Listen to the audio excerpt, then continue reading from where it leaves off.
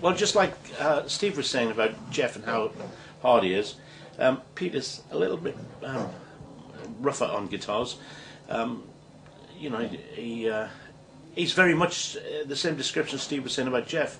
Very physical with them.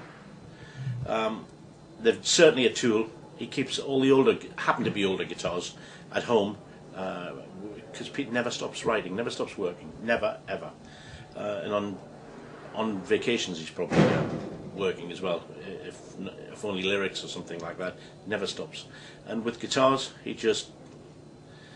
he'll use them until he's killed them, you know, until he's mildly murdered them. Then he gets the next one on the line. But also, Pete uses one guitar on stage. He's thrown it in my direction a couple of times, and all I've done is glue the head back on the Strat at the top of the head, and it's still his favourite guitar right now.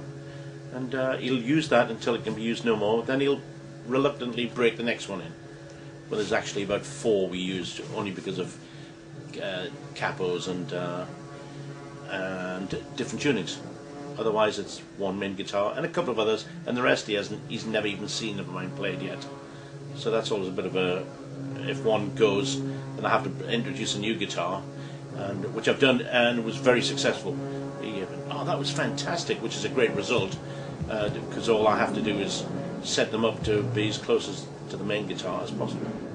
On stage again, Pete for many years now has been using the Vibra King combo with the 212 extension, and it's really set. There's not much ever changes on them. I have the amps marked, and Pete plays on, people will be surprised at this, number 2. Maybe going up to 2.5 by the end of the night. But there's 2 setups on stage, and the spare setup is basically there for that spare until the last song, where he kicks that in on Won't Get Fooled Again, and I think halfway through. And that is on less than 2. He just adds it in. Remembering Pete's guitars are stereo Strats, so he's also got the acoustic side of it running as well.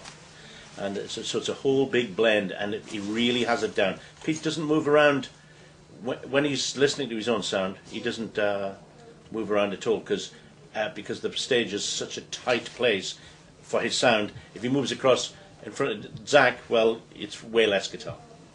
So it's very structured, even though, you know, he's known as a performer as well as a player.